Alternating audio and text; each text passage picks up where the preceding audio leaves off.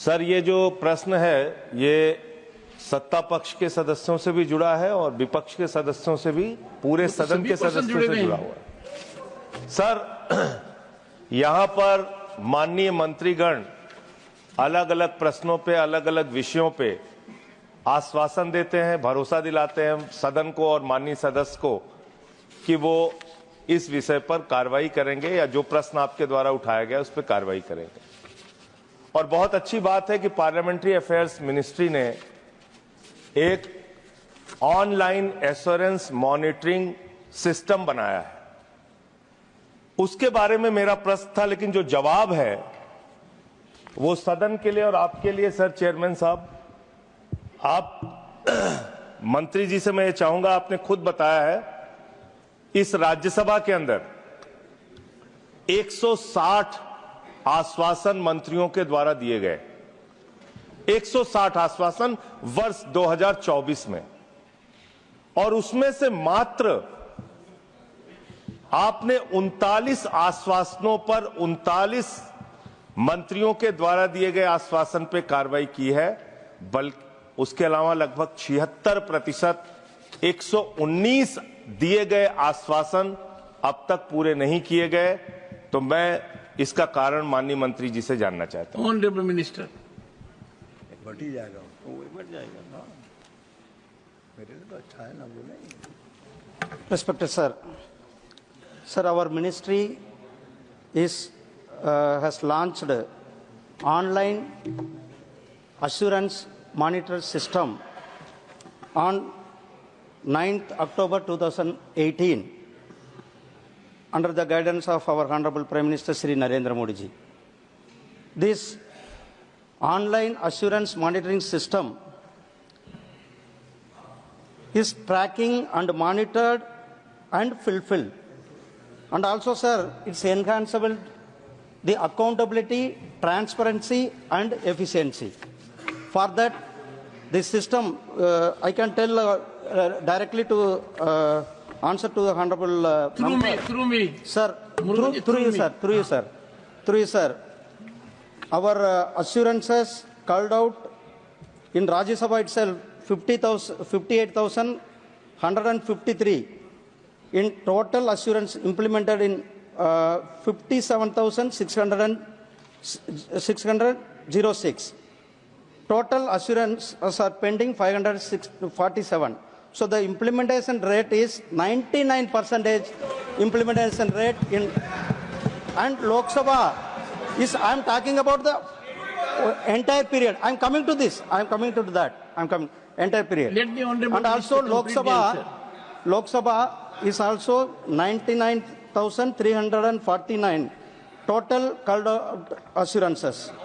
Implemented 98,585. The total initiation of the parliament. That's why I'm total only I'm telling. And 764. The percentage is 99%. Sir, this assurances given by the ministers before the parliament, before this house, August house, the assurance are going to fulfill within 3 months, sir.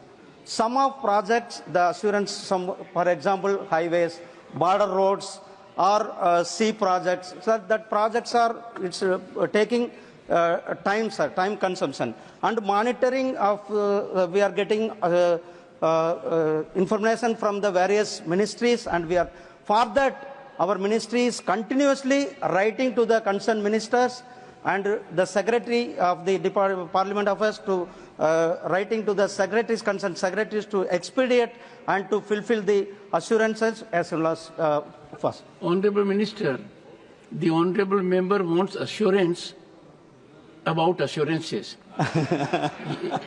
Yes, and he has given statistics. Of the statistics, honorable member Sanjay Singh has referred to 2024 numbers, where he found the pending numbers to be quite high. What my colleague Muruganji has informed the House is the pendency of very negligible percentage of the total assurance is because of the introduction of the online assurance monitoring system. इससे पहले pending rate ज़्यादा था। 18 में जब ये system develop हुआ तब जाकर के 99% क्रॉस हुआ है, क्योंकि सर ये पुराना फिगर को हम कंसोलिडेट करके बता रहे हैं। हम चाहते हैं कि नए जो एश्योरेंस जितने भी मंत्री देते हैं या कोई भी हमारा माननीय सदस्य जब सवाल पूछता है और मंत्री उसको एश्योरेंस देता है तो 3 महीने के अंदर में फुलफिल होना चाहिए। ये पार्लियामेंट्री रूल भी है और ये कन्वेंशन है, सब मानते हैं। कहीं कहीं जहां उसका टाइम एक्सटेंशन चाहिए उसके लिए फिर टाइम मांगा जाता है। वो एश्योरेंस कमेटी है, आप सब जानता है, हमारा rules of procedure and conduct of business में एश्योरेंस कमेटी का काम भी तय किया हुआ है। अब मैं सर इतना एश्योरेंस मेरा तरफ से जो आपने कहा है कि जो एश्योरेंसेस को एश्योरेंस करने का जहाँ तक सवाल है, हम इस सदन को बताना चाहते हैं कि हम लोग सब पार्लियामेंट्री डेमोक्रेसी का महत्व को समझते हैं। पार्लियामेंट्री डेमोक्रेसी में जब मेंबर ऑफ पार्लियामेंट कुछ पूछते हैं, सरकार जवाब देता है, तो उसका अत्यंत महत्व इसी में है कि वो फुलफिल होना चाहिए, और अगर फुलफिल नहीं होता है तो फिर ये पार्लियामेंट्री डेमोक्रेसी के ऊपर में कलंक होगा। तो मैं सिर्फ एश्योरेंसेस ही नहीं, हमारे जितना भी राज्यसभा का स्पेशल मेंशन हो, लोकसभा का रूल 377 का हो, हमने अभी रिसेंटली भी सारा हमारे माननीय मंत्री साथियों को पत्र लिखा है और स्पेसिफिक पॉइंट आउट भी हमने किया है कि हर मंत्री नियमित रूप से एश्योरेंसेस और बाकी जितना भी कमिटमेंट है मंत्री लेवल से ही इसका एश्योरेंस लेना चाहिए और फिर अधिकारियों को टाइम बाउंड में देना चाहिए। और यहां तक भी जब मेंबर ऑफ पार्लियामेंट पत्र लिखता है किसी मंत्री को या किसी उच्च जो पद में बैठते हैं, उसका भी विदिन 1 मंथ लेटर का जवाब देना चाहिए। डीओपीटी ने इसका भी एक सिस्टम बनाया हुआ है। तो मैं एश्योर करना, आपने इंटरवेंशन किया इसलिए मैं स्पष्टीकरण करना चाहता हूं कि मेंबर्स का क्वेरी और गवर्नमेंट का एश्योरेंस, सर इसमें कोई ढील नहीं होना चाहिए। हम अपना जिम्मेदारी मानते हैं sir. I'll give second supplementary. पर संजय जी, आपको तो अश्योरेंस मिल गया एश्योरेंसेस के बारे में। नहीं, मैं माननीय मंत्री जी की भावनाओं का सम्मान करता हूं सर। भावनाओं का नहीं, ये नहीं, वो चाहते हैं ऐसा। नहीं, उनकी भावना है सर।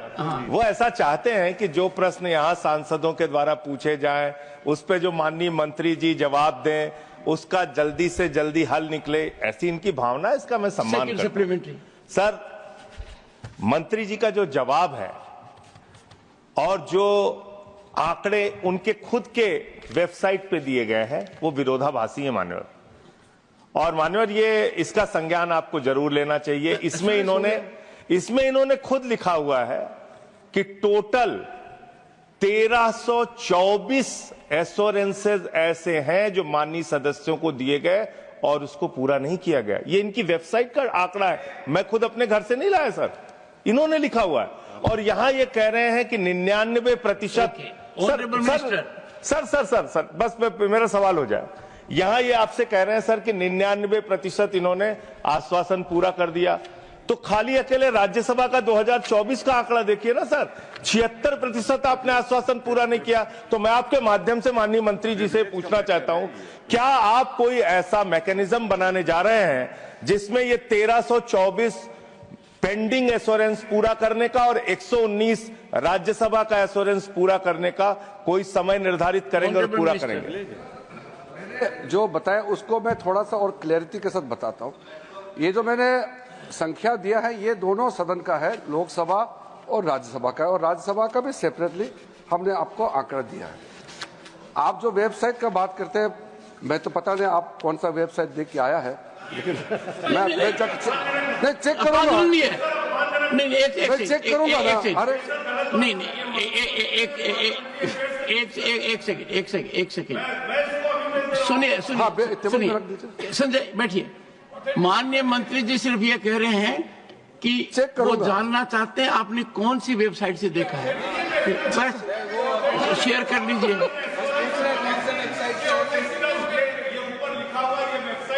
हाँ तो आप दे दीजिए, हम चेक करेंगे ना। सुनिए संजय जी, एक सेकंड।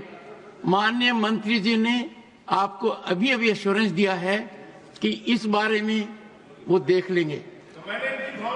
थैंक यू आप वेबसाइट देखा है तो मुझे तो जानकारी होना चाहिए ना कि कौन से वेबसाइट देखा है। हाँ, बस ये तो वो पूछा तो टेबल पे लेकर दीजिए, मैं या आपका हाथ You में may ले lay it on लूंगा। the table.